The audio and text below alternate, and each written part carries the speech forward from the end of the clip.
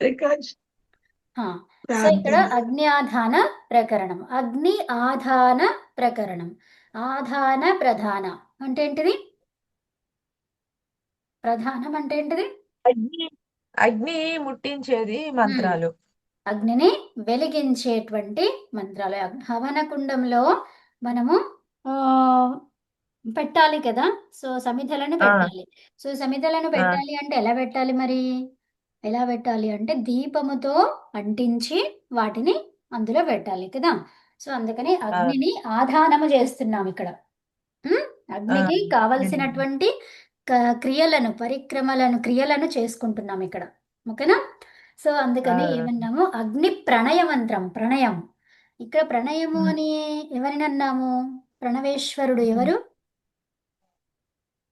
ఉమ్, భగవంతుడు. సో మరి ఆ ఏ భగవంతుడిని చెప్తున్నాం ఇక్కడ? అగ్ని, అగ్నిదేవుణ్ణి చెప్తున్నాం అన్నమాట ఇక్కడ. ఆ ఓ అగ్నిదేవత, ఓ సర్వరక్షక ఈశ్వర. భూహు, భూహు అంటే ఈ ప్రాణాలకి ప్రాణము. ఉమ్? తర్వాత ఆ భువః, భువః అంటే దుఃఖాలని దూరం చేసేవాడు. అన్ని దుఃఖాలను, ఏ వైపు నుంచి వచ్చినటువంటి దుఃఖాలు ఏవైతే ఉన్నాయో అన్ని వైపుల నుండి వచ్చేటువంటి దుఃఖాలను దూరం చేసేటువంటి వాడు. స్వహ, స్వహ అంటే ఆనంద స్వరూపుడు అని చెప్పేసి భగవంతుణ్ణి చెప్పుకుంటున్నాము. ఓ భగవంతుడా, నీవు అందరికీ, అన్ని ప్రాణాలకి ప్రాణం కదా. సో ప్రాణాలకి ఉమ్, ప్రాణము అంటే, ప్రాణము వచ్చింది ప్రాణుల్లో అంటే దానికి ప్రాణము ఇచ్చినటువంటి భగవంతుడు కదా. జే అవునా, అది ఒక ప్రాణం. అవునా. ఉమ్, ఉమ్, పరమాత్మ అనేది ప్రాణమేనా? ఆ అవును జీ. అదొక శక్తి కదా, ప్రాణమే కదా. ప్రాణమే. హా, సో జీవులకి జీవం ఇచ్చినటువంటి ప్రాణము అంటున్నాం ఇక్కడ. ప్రాణులకు, ప్రాణములకు ప్రాణము భూహు. ఉమ్, తర్వాత ఆ, ఏమన్నాము? భువః, సకల దుఃఖాలను తొలగించేవాడు. స్వహ, ఆనంద స్వరూపుడు అని చెప్పేసి భగవంతునిని చెప్పుకున్నాం. అతని యొక్క గుణాలు ఏంటో చెప్పుకున్నాం అక్కడ. తర్వాత ఇంకో మంత్రంలో ఏం చెప్పాము? సకల జగత్తును ఉత్పన్నము చేసేటువంటి వాడవు. తర్వాత స్వభూహు అంటే ఏంటి? ప్రాణానికి అధిపతివి, ప్రాణాలకు అధిపతివి. తర్వాత భువః, దుఃఖహర్తవు కదా. తర్వాత స్వహ, ఆనంద స్వరూపుడవు. పృథివీ, పృథివీ అంటే ఏంటి? ఇప్పుడు మనకు కనిపించేటువంటి ప్రదేశమా? ఆ అవునవును జీ. పృథివీ భూభాగం అన్నమాట. పృథివీ అంటే భూభాగం భూభాగం. అంతా. నా ఆ దేవయజని, యజ్ఞవేది. యజ్ఞవేది అంటే ఏంటి అక్కడ? దేవయజని ఉమ్, అంటే ఏంటి? యజ్ఞవేది అంటున్నాం. యజ్ఞవేది అంటే ఏంటిది? ఆ స్థలం అన్నమాట. ఆ ఓకే. ఆ ఆ దేవతలకు యజన స్థానమైనటువంటి నీవు. ఆ నీవు ఎవరక్కడ? అగ్ని, భగవంతుడు. ఉమ్? ఆ ఆ భూమ్నా, మహిమచే. భూమ్నా అంటే ఏంటి? మహిమ, అతని యొక్క శక్తులచే. ద్యౌహు ఉమ్, ఇవ, ద్యౌహు ఇవ అంటే, ద్యౌహు అంటే ద్యులోకం అని తెలుసు మనకి కదా. ఇవ అంటే వలే, ఉమ్, ద్యులోకము వలే. ఓకే. వర్ణిమ, వర్ణిమ అంటే ఏంటిది? వర్ణిమ, వరించడం చేత, శ్రేష్టత్వం చేత. వరిస్తున్నాము అంటే ఏంటి? ఎందుకు వరిస్తాం మనము? అది మనకి చాలా అద్భుతంగా అనిపించినప్పుడు, శ్రేష్టము అనిపించినప్పుడు కదా. ఆ అవునా కదా. అవును జీ. మనకి అవును. కావాల్సింది అనుకున్నప్పుడు వరిస్తాం మనం. అవునా. ఉమ్. వరించడం అంటే ఏంటి? అంటే యాక్సెప్ట్ తీసుకోవడము. చేయడం, తీసుకోవడం, గ్రహించడం కదా. ఉమ్, అదనమాట. గ్రహి ఆ, సో పృథివీ ఇవ, పృథివీ ఇవ, నువ్వు ఎలాంటి దానివి? ఇప్పుడు మనకి దేవత అని చెప్పుకున్నాం కదా ఇక్కడ. సో దేవత అని చెప్పుకున్నాం కాబట్టి నీవు ద్యులోకము వంటి దానవు. తర్వాత పృథివీ ఇవ, పృథివీ ఇవ ఉమ్, అంటే ఏంటి? పృథివీ వంటి దానివి. ఎందుకు అగ్ని అన్నాం మనం? అగ్నిహి, అగ్నిహి అనేది ఉందా? ఆ అవునా? ఉంది జీ. సో అగ్ని, దేవతలకు యజన స్థానమైనటువంటి నీవు. యజన స్థానం అంటే ఏంటిది? యజ్ఞవేది అన్నాం మనం, యజ్ఞవేది అన్నాం కదా. సో దేవతలకు యజ్ఞస్థానమైనటువంటి నీవు అంటే ఇక్కడ మనకి ఎవరిని పోలుస్తున్నట్టుగా? స్త్రీలాగా పోలుస్తున్నట్టుగా ఇక్కడ కదా. అవును. ఆ, అట్టి నీ యొక్క పృష్ఠే, పృష్ఠే అంటే ఏంటిది? పృష్ఠభాగం. ఏంటిది ఆ పృష్ఠము? పృష్ఠే అంటే ఉమ్, తెలీజీ. పృష్ఠః, పురతః ఇలా చెప్పుకుంటాం కదా. పృష్ఠే వెనుక ముందు. భాగం, ముందు భాగము, వెనుక భాగం అట్లా చెప్తుంటున్నాం కదా. ఆ అవునా? ఆ పురతః, ఆ, పురతః అంటే ఏంటి? పురతః. పృష్ఠతః. పురతః అంటే ముందు, పృష్ఠతః అంటే వెనక భాగం. ఓకేనా? ఆహా. ఉమ్. అన్నాదం, అన్నాదం అంటే ఏంటిది? అన్నము మరియు మరియు పదార్థములు. అన్నాదం ఆ, అంటే హవ్య పదార్థాలను. హవ్య పదార్థం ఉమ్. అంటే ఏంటిది? ఏవైతే ఉన్నాయో, మనకు కనిపించే పదార్థాలు ఏవైతే ఉన్నాయో వాటిని సూక్ష్మము చేస్తున్నటువంటి దానివి. సూక్ష్మమునర్చు. ఆ సూక్ష్మమునర్చేటువంటిది ఎవరికి ఉంది ఆ శక్తి? అగ్ని అగ్నికుంది. దేవతకి. హవ్యము అంటే ఇక్కడ మనకు యజ్ఞములో ఇచ్చేటువంటి ఆ పదార్థాలన్నమాట. అర్థమవుతుందా? ఉమ్. హవ్య పదార్థాలు. యజ్ఞములో మనము ఉమ్. స్వాహాకారంతో చేసేటువంటి పదార్థాలు ఏవైతే ఉన్నాయో, హ్మ్, వాటిని ఆ, అగ్నిం, అగ్నిని అన్నాద్యాయ, అన్నాద్యాయ, ధ్యాయ అంటే కొరకు కదా.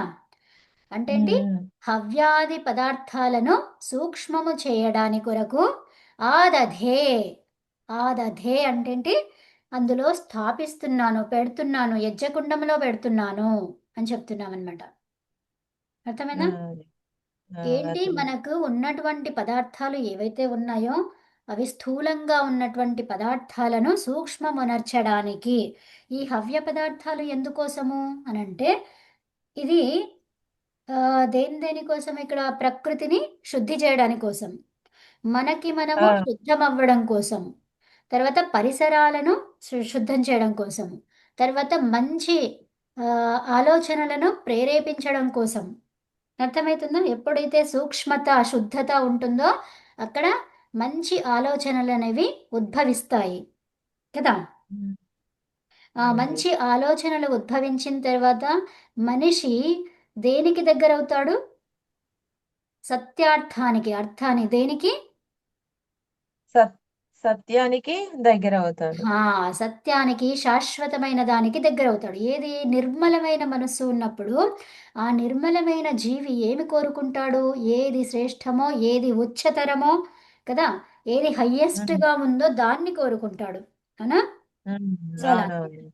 సో, కాబట్టి దానికి చేరుకోగలుగుతాడు. తన యొక్క ఉద్దేశాన్ని ఆపాదించుకోగలుగుతాడు కదా. సో, అందుకని ఉమ్. అవిటిని హవ్య పదార్థాలను ఏవైతే మనకి ఆహ్, ఏమంటారు దాన్ని?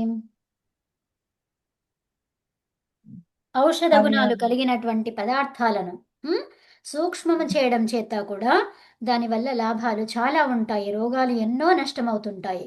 సో, ఆ రోగమే రాకుండా ఉంటుంది. ఫస్ట్ నుంచి మనం చేస్తూ ఉంటే రోగమే రాకుండా ఉంటుంది. వస్తే గనక అవి నశిస్తాయి. ఎందుకు అంటే ఇందులో హవ్య పదార్థాలు, ఓషధులు సంబంధించిన పదార్థాలున్నాయి. ఓషధులు అంటే ఏంటండి? ఔషధం అంటున్నాము. ఔషధం ఆ, అనేది ఎక్కడి నుంచొచ్చింది? చెట్లు. చెట్ల అర్థమవుతుందా? నుంచి. చెట్ల నుంచి. ఉమ్. ఆ చెట్లల్లో ఉన్నటువంటి గింజలు, ఆకులు, కాయలు, పండ్లు ఇవన్నీ అన్నమాట. కదా! ఉమ్. ధాన్యాలు. అవునా? ఉమ్. సో, ఇవన్నీ అవును. కలిపినటువంటి పదార్థాలను సూక్ష్మం చెయ్యాలి. అంటే ప్రతి ఒక్కరికి అన్నిటినీ సేవించేటువంటిది ఉండకపోవచ్చు. ఉండొచ్చు. కొన్ని ఎలా ఉంటాయి అంటే కొన్ని ఆ విధంగా తీసుకోవాలి. మనము నిజంగా తింటూ అలా తీసుకోవాలి. కొన్నేమో వాసన ద్వారా తీసుకోవాలి. కొన్నేమో నాకేటువంటి పదార్థాలను తీసుకోవాలి కదా. సో, ఇలాగ మనం ఉమ్. చేస్తూ ఉంటాము. ప్రతి ఒక్కరికి మనం పిలిచి అలాంటివి చేయలేం కాబట్టి ఇక్కడ హవ్య పదార్థాలను సూక్ష్మమునర్చి ఆ విధంగా కూడా మనము అందరికీ సహాయాన్ని చేకూర్చొచ్చు. పరులకి ఉపకారము చెయ్యవచ్చు కదా. అందుకని ఉమ్. ఆ ఉద్దేశముతో నేను దధే స్థాపిస్తున్నాను. నేను ఈ పదార్థాన్ని హవనకుండములో స్థాపిస్తున్నాను. అవి సూక్ష్మముగా అయ్యి విస్తరించడానికి అనే భావనతో మనం చెప్పుకుంటూ వస్తున్నాం ఇక్కడ. తర్వాత ఉమ్, ఓ పరమేశ్వర, హవ్య పదార్థాలను సూక్ష్మీకరించి వ్యాపింపచేయుటకు నేను దేవయజని యజ్ఞకుండము మధ్యలో అగ్నిని స్థాపించుచున్నాను అని చెప్తున్నాం ఆ మంత్రము ద్వారా. ఓకే. అయితే ఉమ్, ఈ అగ్నిని ఉత్తేజింపజేయాలి. వచ్చినటువంటి అగ్ని అనేది ఎలా కావాలి? ప్రకాశవంతం కావాలి కదా, ఉత్తేజం కావాలి. సో అని చెప్పేసి ఈ మంత్రాన్ని చదువుకున్నాము. ఓం ఉద్బుద్ధ్య స్వాగ్నే ప్రతిజాగృహి త్వమిష్టా పూర్తే సంసృజేథామయం చ అస్మిన్ సధస్తే అధ్యుత్తరస్మిన్ విశ్వే దేవా యజమానశ్చ సీదత అని చెప్పేసి ఈ మంత్రాన్ని చదువుకున్నాము. ఈ మంత్రం ఏమంటుంది? ఒక నిమిషం. ఈ మంత్రం ఏమంటుంది అంటే, ఓ రక్షక పరమేశ్వర, నీ కృపచే. ఓం అంటే మనకి చాలా రకాలుగా చెప్పుకుంటాం కదా. సో సందర్భానికి అనుకూలంగా లేకపోతే హే పరమేశ్వర అన్నా కూడా సరిపోతుంది. ఓం అంటే రక్షక, రక్షించేవాడు అని మూలనామము అని చెప్పేసి చెప్పుకుంటాము కదా. అది ఉమ్. మంత్రము అని కాదు అక్కడ. ఏంటి? భగవంతుని నామం అక్కడ. అర్థమైందా? మంత్రానికి రిలేటెడా ఇది అంటే కాదు. అది వేరు, ఇది వేరు. అందుకనే ఇది ప్లుతంగా చదువుకుంటాం. అదొక పదము, పదాంతములో ఏంటి? ఓం అని అంటామా? ఆ, ఓం. ఇక్కడ ప్లుతం. ప్లుతం ఎందుకొచ్చింది అంటే టీ భాగం. ఇక్కడ దీంట్లో టీ భాగం అంటే ఏంటి? చివరి అక్షరం చివరి అక్షరం తర్వాత ఏదైతే చివరి అచ్చు ఏదైతే ఉందో, అవునా? అక్షరం తర్వాత దానికి ముందు ఉన్నటువంటి చివరి అచ్చు ఏదైతే ఉందో దాని తర్వాత ఉన్న భాగం అంతా అచ్చు. ఇక్కడ అచ్చులు ఎన్ని ఉన్నాయి? ఒకటే ఉంది, ఓకారం. అవునా? ఈ ఉమ్, ఓకారానికి ఉన్న భాగం ఏంటి? ఇదంతా అన్నమాట ఇంకా. అవునా? ఆ, అవునులే. అర్థమైందా? దాన్ని మొదలుకొని అంటే అది మొదలుకొని అంటే ఏంటి? అది కూడా దాన్ని కూడా ఇంక్లూడింగ్. సో ఇదంతా టీ భాగం. ఈ టీ భాగంలో ఏమన్నారు? టీ భాగము ఏదైతే ఉందో దానికి ప్లుతము అన్నారు. ఏమన్నారు? ప్లుతము. ప్లుతము. ప్లుతం అంటే ఏంటి? 3 సార్లు. 3 సార్లు అంటే 3 ఇలా చిటిక వేసే కాలం, మాత్ర కాలం అంటాం అనమాట. ప్లుతం అంటే ఏంటి? 3 మాత్రల కాలము.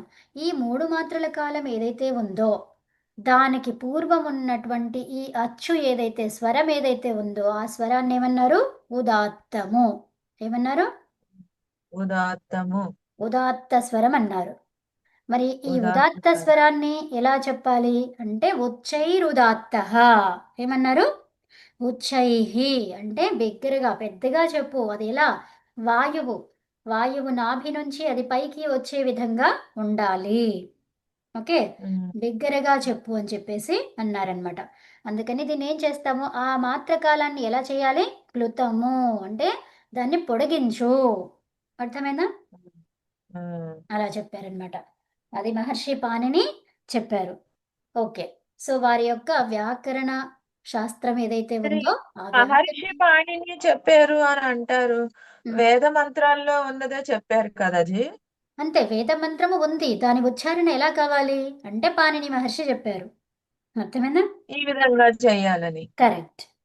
అంటే ఉమ్, వారికన్నా ముందు కూడా వచ్చిన వాళ్ళు ఉన్నారు. వ్యాకరణము చేసిన వాళ్ళు ఉన్నారు. కానీ అక్కడ చేసిన వాళ్ళ దానికంటే కూడా ఏది యోగ్యమైనటువంటిది, ఆచరణీయ సమ్మతము అని అంటే ఏది అంటే మనకి పాణిని మహర్షిది చెప్పుకున్నామన్నమాట. అంటే ఆ, చాలామంది చేస్తూ ఉంటారు. దాంట్లో ఎవరు సక్సెస్ అయినారు అని అంటే సక్సెస్ అందరూ అయినారు. కాకపోతే అందులో ఇంకా కొంచెం ఎక్కువగా ఉంది ఈ మహర్షి పాణినిది. అందుకని ఉమ్, అది తీసుకోవడం జరిగిందనమాట. అర్థమైందా? ఉమ్, హా. కొంచెం అలాగే సులభంగా ఉంది ఇది. ఉమ్, పాణినిది అందరికంటే కొంచెం సులభంగా ఉంది. సులభమే కావచ్చు, ఏదైనా కావచ్చు. సో అలాగా ఉండడం చేత పాణిని మహర్షిది మనకి అది అదే ఇంకా ఆ, లోకములో ప్రచురితము అయిందనమాట. సో పాణిని మహర్షి యొక్క వ్యాకరణ శాస్త్ర ఆధారంగానే ఇంకా ఇవన్నీ కూడా నేర్చుకోవాలి అనేది చెప్పారనమాట. అర్థమైందా? ఉమ్, ఆ పాణిని మహర్షితో పాటు ముగ్గురు ఋషులు పంచత్రయం అని చేశారనమాట. ఓకే. ఆ పంచత్రయమే అష్టాధ్యాయి, ధాతుపాఠము, అధాగ ఉలిమన్నాము, ఉణాది కోశము, తర్వాత లింగానుశాసనం, గణపాఠం. ఓకే. సో ఇలా ఇది ఈ 5 అష్టాధ్యాయి అదంతా వేదంలో ఉన్నదే కదా వాళ్ళు తీసి మనకు సులభతరం చేశారా? అష్టాధ్యాయి నేర్చుకుంటే ఏంటి అంటే, మనకి వేదాన్ని మనముగా చదువుకొని అర్థం చేసుకునే కెపాసిటీ మనలో వస్తుంది. మ్మ్. అది. ఈ అష్టాధ్యాయిని మొత్తం కంప్లీట్‌గా మనం చదువుకుంటే గనక, మ్మ్. అష్టాధ్యాయితో పాటు మనకి 3 ఉన్నాయన్నమాట. ఈ గ్రామర్‌కి సంబంధించినవి 3 ఉన్నాయి. అష్టాధ్యాయి, తర్వాత ఇంకోటేంటిది కాశిక, ఇంకోటి మహాభాష్యము అని చెప్పేసి ఈ గ్రామర్‌కి సంబంధించినవే ఈ 3 పుస్తకాలు. 3 పుస్తకాలు కాదు, 3 ఆహ్, స ఇవి ఆ, ఉన్నాయన్నమాట అంశాలు. హ్మ్. పేర్లు. ఆ, సో, పుస్తకాలు చాలా ఉన్నాయి. ఈ అష్టాధ్యాయికే ఆ, 3 పుస్తకాలున్నాయి. ఆ, అలాగనమాట. అంటే పుస్తకంగా కాకుండా ఒక సబ్జెక్ట్‌గా చూసుకుంటే ఇదంతా గ్రామర్‌కి సంబంధించిన సబ్జెక్ట్ అనమాట. ఓకే. ఆ, సో, ఇవి 3 మ్మ్. చదువుకుంటే గనక మనకి ఈ అర్థం చేసుకునే కెపాసిటీ మనలో పెరుగుతుందనమాట. ఒక్కొక్క దానికి చాలా అర్థాలుంటాయి కదా! సో, ఏ దానిని ఎలా తెలుసుకోవాలి అనే విషయాలు మనకి అర్థమైతాయి. ఏ సందర్భంలో ఎలా గ్రహించాలి దాన్ని, మనం ఇంకా కొత్తగా ఏవైనా వస్తే దానిని ఎలా చేసుకోవాలి అనే విషయాలు అర్థమైతాయన్నమాట. ఓకేనా? మ్మ్. తర్వాత ఏమన్నారిక్కడ? అగ్నే. అగ్నే అంటే ఏంటి? అగ్ని కదా! అగ్నిని పిలుస్తున్నామనమాట సంబోధన. ఈ అగ్ని మ్మ్. ఏంటి? ఉద్బుద్ధ్యస్వ. ఏమన్నారు? ఉద్బుద్ధ్యస్వ. బుద్ధ్యస్వ అంటే ఏంటిది? ప్రకాశించడం అనమాట. బుధ ప్రకాశించు. అవగమనే. బుధ అవగమనే. అవగమనే అంటే ఏంటిది? అర్థం చేసుకోవడము, ప్రకాశించడము, తేజస్సును పెంచడము ఇలాంటివి. ఓకే. సో, మ్మ్. ఉద్బుద్ధ్యస్వ ప్రకాశించుగాక. తర్వాత ప్రతిజాగృహి. ప్రతిజాగృహి జాగృతము అది కూడా ప్రకాశించడమే. సో, బాగా ప్రకాశించాలి అని చెప్పేసి అనుకుంటున్నాం. ఇక్కడ హి అనేది ఉంది. గాక అంటున్నాం. గాక అంటున్నాం అంటే ఇక్కడ ఏ దేంట్లో వస్తుంది? లోటు లకారంలో వస్తుంది.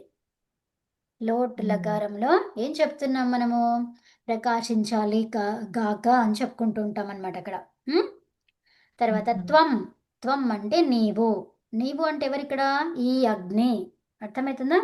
త్వం అంటే ఇక్కడ అగ్ని మ్మ్. గురించి మనం మాట్లాడుతున్నాం కదా! సో, ఈ అగ్ని మ్మ్. అనేది అయంచ. అయం. అయం అంటే ఏంటి? అయం అంటే చ.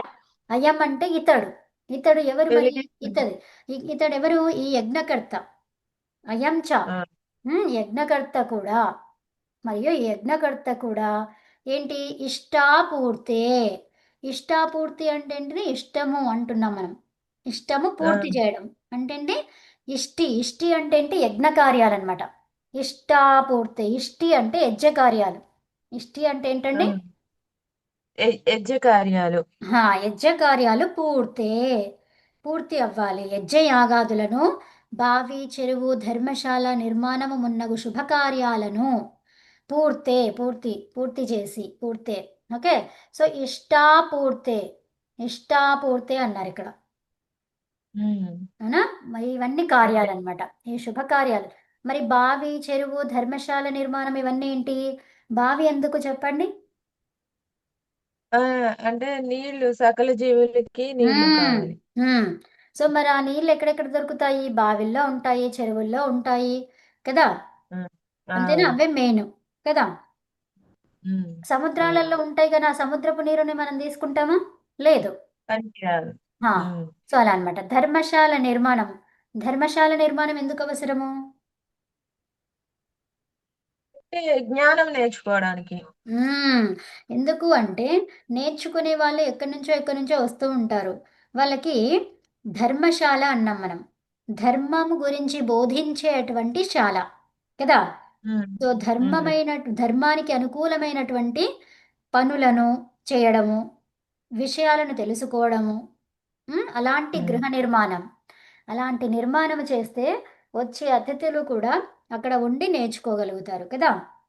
సో, ఆ, దానికోసం తర్వాత మిగతా ఇంకా చాలా శుభకార్యాలను చేయడం కోసము సంసృజేతాం. అంటే సంసృజేతాం. సృజ ధాతువు. ఇక్కడ సృజ్ అనే ధాతువు. అంటున్నాం మనం. అంటే ఏంటిది? అనేది మ్మ్. ఏం చెప్తుంది? సమ్యక్ అనే విషయాన్ని ఇస్తుంది. అవునా? చక్కగా ఉమ్, అని ఇస్తుంది. మరి సృజ్జ అంటే ఏంటి? సృజ్జ ధాతువుకి సంపన్నము అని అర్థం. సృజ్జ ధాతువుకి ఉమ్. ఏంటి అర్థము? సంపన్నం ఆ, చేయడం అనమాట. సంపన్నం సంపన్నము. అంటే ఏంటి? కంప్లీట్ గా మంచిగా కంప్లీట్ అవ్వాలి. అది ఎలా కావాలి? విఘ్నాలు ఏవి లేకుండా పూర్తి ఉమ్, కావాలి కదా. ఉమ్, సో మరి ఉమ్, అది భగవంతుని మనం కోరుకుంటున్నాము, సంపన్నము చేయుగాక కదా. ఉమ్, తర్వాత ఉమ్, ఏమంటున్నాము? అస్మిన్. అస్మిన్ అంటే ఈ ఈ ఏంటి? ఈ దీంట్లో అన్నమాట. అస్మిన్ అంటే ఇందులో, ఈ వీటిల్లో, ఈ దాంట్లో. ఉమ్, సధస్తే. సధస్తే. సధస్తే అంటే ఇక్కడ యజ్ఞశాలయందు, యజ్ఞశాలయందు. ఇక్కడ తే అనేది ఉంది. అంటే ఏంటిది? ఇది దేంట్లో ఉంది? ఇది సప్తమిలో ఉంది. సధస్తే. ఉమ్, సధస్థే ఉమ్, యజ్ఞశాలయందు అధి. అధి ఉత్తరస్మిన్. అధి ఉత్తరస్మిన్. ఉత్తమ. ఉత్తమమైనటువంటి. అధి అంటున్నాము, అంతకంటే. అధి అధికంగా అంటాం కదా, అవునా? ఉమ్. ఉత్తమ స్థానము. ఎక్కువ. ఉత్తమ స్థానము కంటే ఇంకా ఇంతకంటే.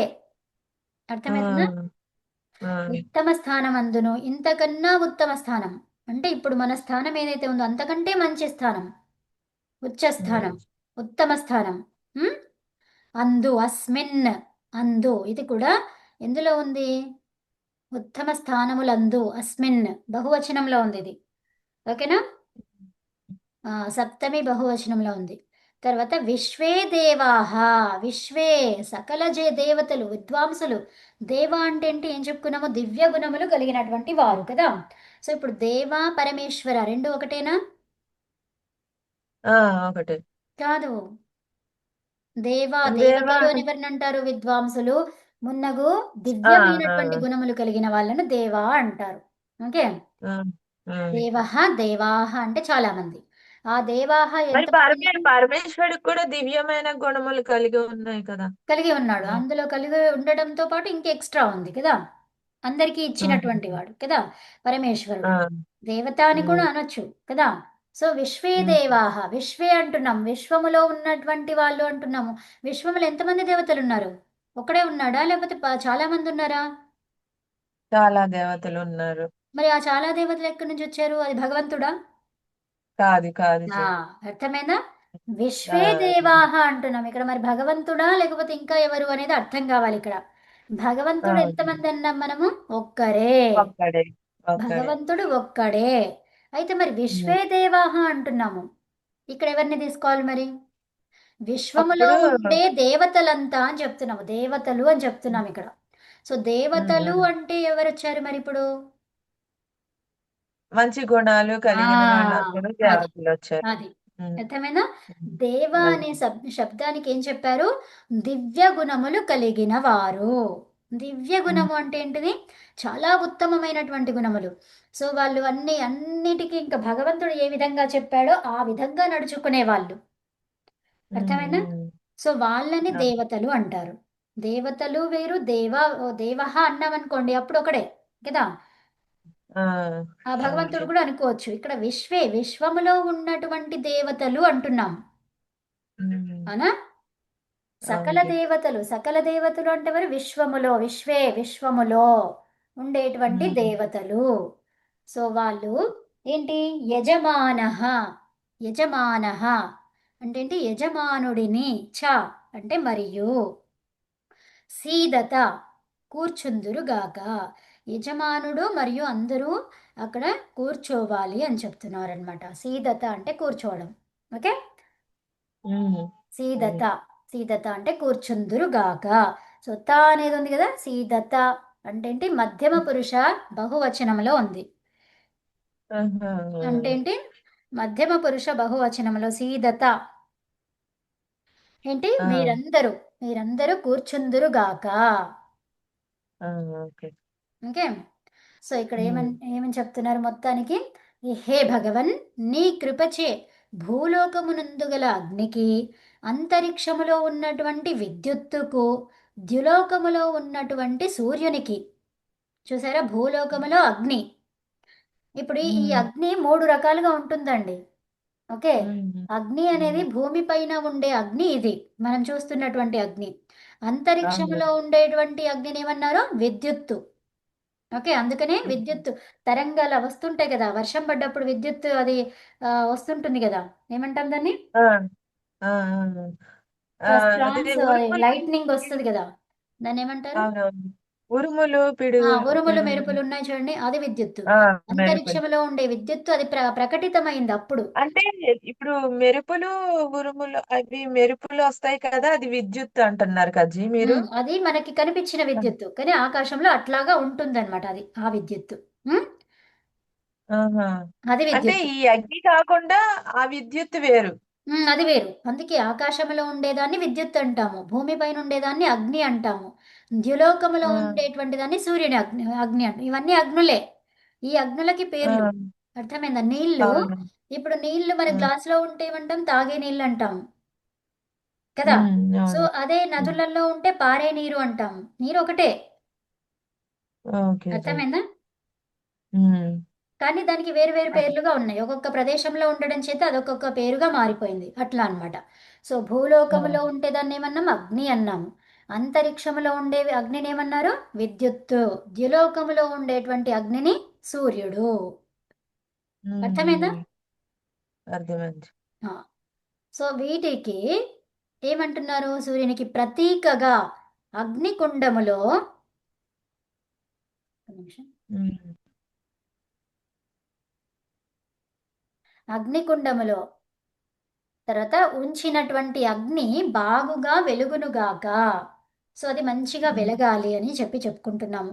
దాని వలన అగ్ని మరియు యజమానులకు ఏమి ఉమ్. హవీర్యజ్యములు. హవీర్యజ్యములు అంటే ఏంటిది? హవిహి. హవిహి అంటే మనం ఇప్పుడు చెప్పుకున్నాము ఏమని? అవి ఔషధులు. ఆ, ఔషధాలు. ఔషధులు పదార్థాలు కదా, అవన్నీ కూడా సోమయాగములు సఫలముగా నెరవేరుగాక. హవిస్సులు అంటాం మనం, అవునా?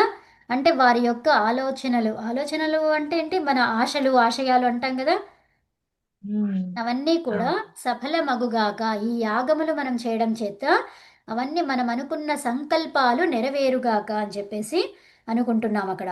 అందులో విద్వాంసును యజమానుడును కలిసి కూర్చుందురుగాక.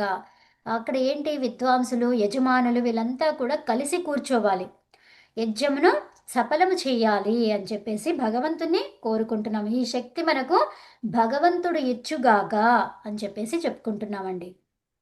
అర్థమైందా? ఉమ్, అర్థమైంది. మనం ఒక ఉద్దేశంతో కూర్చొని చేస్తున్నాము. ఆ ఉద్దేశం అనేది మనం అంటాము ఏంటి? ఫలాపేక్ష లేకుండా చెయ్యాలి అంటాం. సో మరి ఫలాపేక్ష మనం ఇక్కడ కోరుకుంటున్నామా లేదా?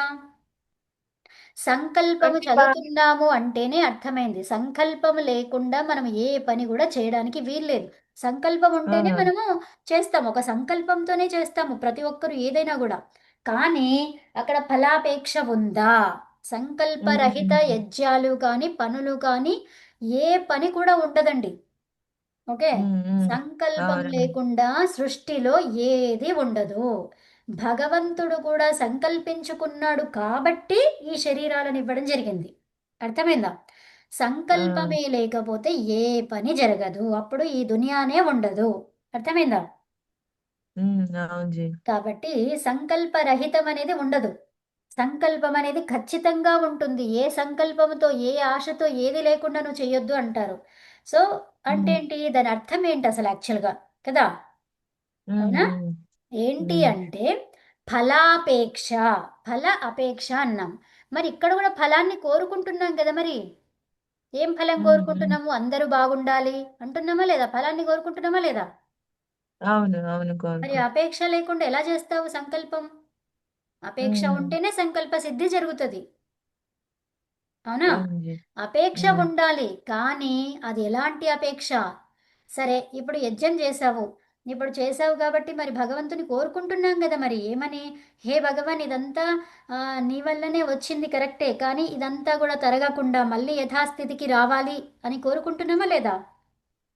అవును జీ. అంటే అక్కడ ఫలం ఆశిస్తున్నామా లేదా? ఆశిస్తున్నాం. అది ఎవరి కోసం ఆశిస్తున్నాము? నీ ఒక్కరి కోసమేనా? ఆహా, అది లోక ఆ కళ్యాణం కోసం. లోక కళ్యాణం కోసం ఆశిస్తున్నాం అక్కడ.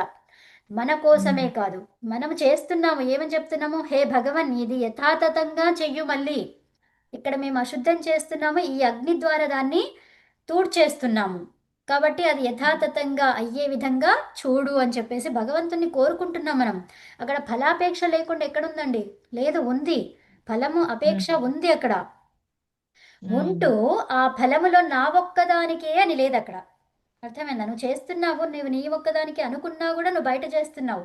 సో అది అగ్ని అనేది ప్రవహిస్తుంది అది కదా, ఒక చోట కూర్చోదు అది. అవునా? కాబట్టి అవునవును. అది ప్రభావితం చేస్తుంది, చుట్టుపక్కల వాళ్ళని అందరినీ కూడా ప్రభావితం చేస్తుంది అది అక్కడ. అందుకని ఏమన్నావు, అది మన కోసమే కాదు. ఎప్పుడైతే నీ కోసమే నువ్వు కోరుకుంటావో అది స్వార్థం. అర్థమైందా? సో ఇక్కడ పరోపకారార్థం ఇదం శరీరం, పరోపకారం కోసమే మనం చేస్తున్నాం. పరోపకారం చేస్తూ ఆ ఏదైతే సృష్టిని మనం వాడుకుంటున్నామో, ఏదైతే ప్రకృతిని మనం వాడుకుంటున్నామో అది యథావిధంగా ఉండాలి అని చెప్పేసి భగవంతుణ్ణి కోరుకుంటున్నాము.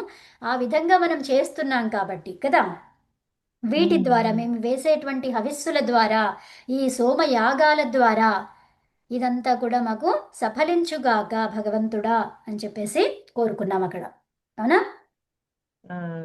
తర్వాత ఇంకో మంత్రంలో సమిధాధానం, సమిధను యజ్ఞకుండంలో పెట్టి